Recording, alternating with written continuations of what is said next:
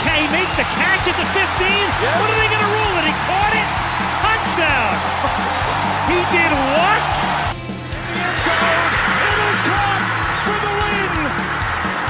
Richard Rodgers with a walk-off touchdown. Total disbelief at Ford Field. Rushes on, has time. Looking, throws, middle, got it there! Breaking free to the 50.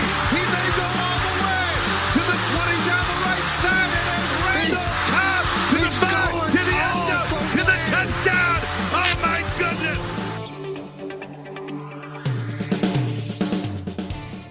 Hey everybody, welcome to the Green and Golden Boys Packers podcast, the podcast for Packer fans living inside enemy territory. I'm Charles, and with me as always is Marcus. Heyo. And Marcus, we're here to review the Bears-Packers Sunday night game, the showdown that was going to be really close, we both thought, and there's going to be a nail-biter because obviously it's the Bears-Packers and they're always nail-biters, and we did okay. Yeah, for sure. I'd say we did more than okay. Packers borderline obliterated the Bears, and it was definitely a fun one to watch, especially after that second half against Indianapolis. It was nice to see our offense able to kind of carry their success throughout the entire game, 4 quarters, and kind of really destroy any hope that the Bears had of making the playoffs, or at least winning the division. 100%. We usually look at offensively what we did well, didn't do well, defensively the same thing. I mean, before we do that, just kind of like in general, like everything we did was the winning recipe, right? The overall effort, right? Turnovers, we got, check. Red zone stops, check. Multiple passing touchdowns, check. High rushing yards between the two premier running backs, rushing touchdowns. Now, granted, they didn't have Akeem Hicks, but, we really were able to establish our dominance early and sustain that for most of 3.5 quarters, both offensively and defensively. And I just think all around, it's just a good overall game. Now, in retrospect, it's a game we should have won, right? It's a struggling Bears team with a new quarterback again, not a new, but going back to their old starting quarterback, first time back in a while. But it was just really good to see, kind of everything click for us, especially coming off, to your point, a more disappointing second half with the Colts last week. Yeah, for sure. And, obviously we can talk all day about the offense in this game. I wanted to touch on the defense right away. Because there were a lot of positives, I thought, from this game. They held the Bears to 10 points through the first 3 quarters. Obviously, those last couple touchdowns were kind of garbage time. The Packers had already put up 41 points at that point. So, anything they did on offense was futile anyway. But, in my opinion, this is a defense that didn't quit. Now, there are things I think they did during the game and, at the end of the first half, and then obviously letting those couple of scoring drives in the fourth quarter. But I'm going to go to the Bears' first possession. David Montgomery breaks like a huge 60-yard run, and basically is going for a touchdown. And then I forget who it was, maybe Kevin King comes up and tackles him from behind and stops the touchdown.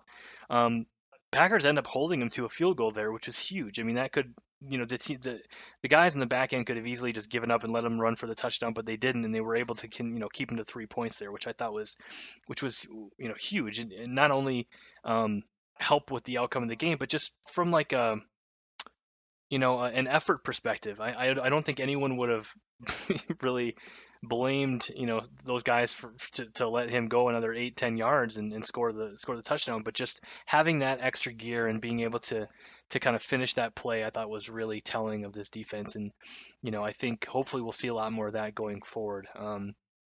Obviously, on that drive, there was that throw again to Allen Robinson for a touchdown. Or would have been a touchdown, but Raven Green and Kevin King went in there. They disrupted the catch. They were able to knock the ball out. He wasn't able to gain possession of it, and again able to hold him to 3 points there, which is another example, I think, of these guys just not quitting on the play and playing to that whistle and having a huge outcome on that play and on the game. So again, there were some negatives in there too. But I wanted to see if you had any thoughts on positives for the defense.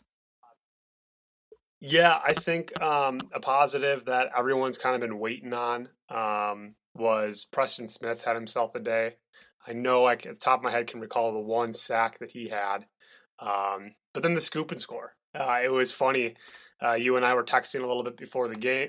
During the game, we quickly realized I was probably about a minute and a half ahead of you because of how we're each watching the game, and all I said was Preston, and I think I think you knew something was coming. So I'll stop texting you during games. But again, I mean that was such a to finally see our defense score was awesome, and then just have him, have a big game where we've kind of been waiting for that to happen. But you already mentioned the other guy I was going to call out, Raven Green.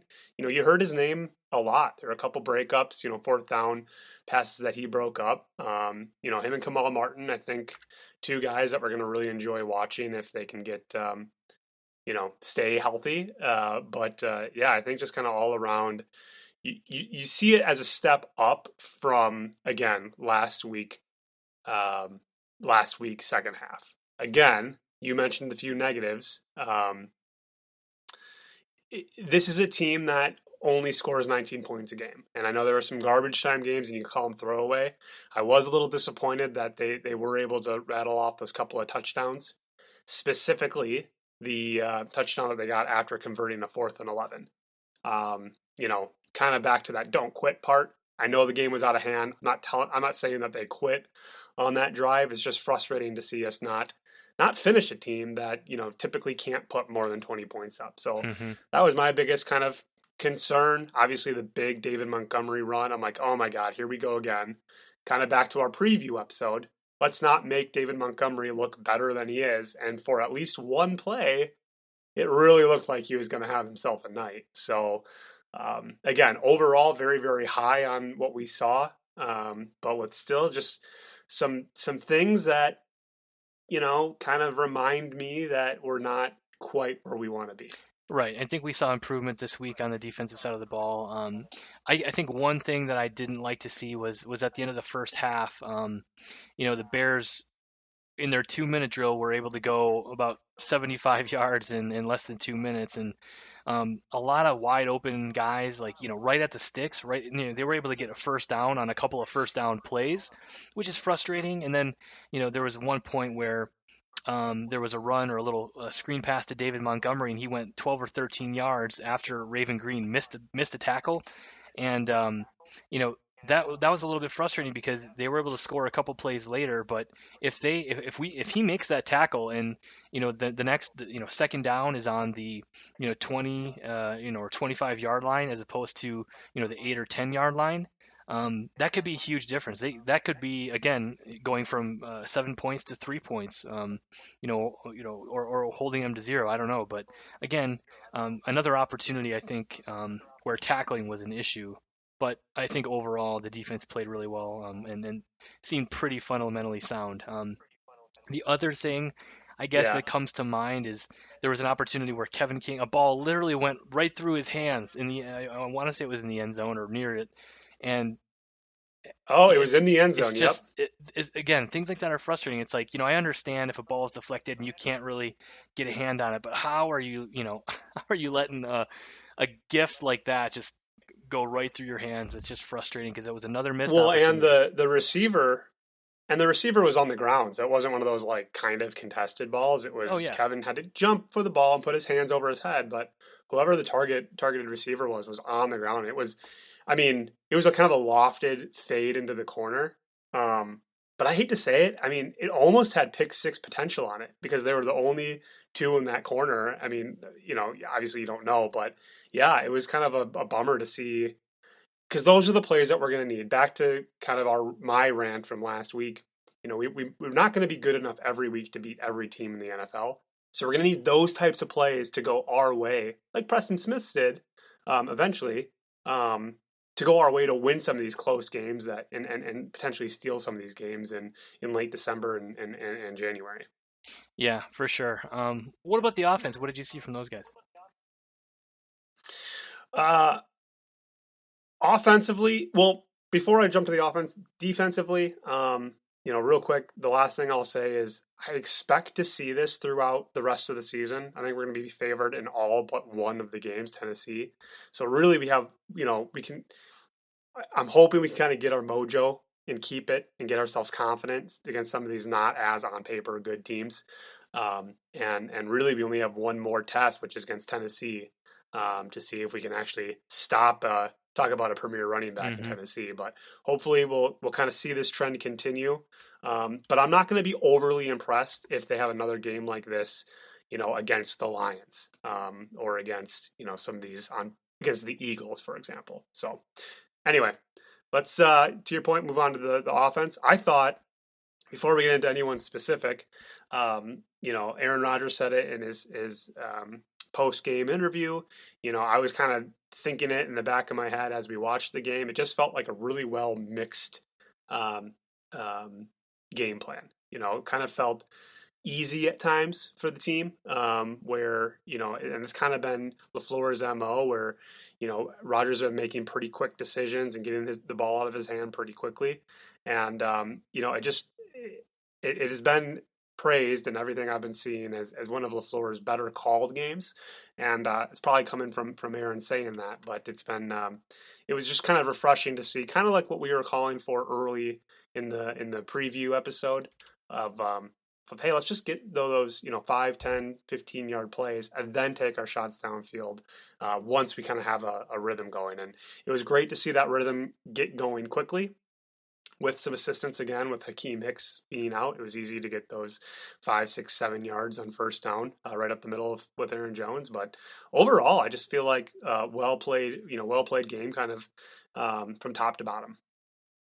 Yeah, I would definitely agree. It looked like it was a really good game from our offense. Obviously, really executed well.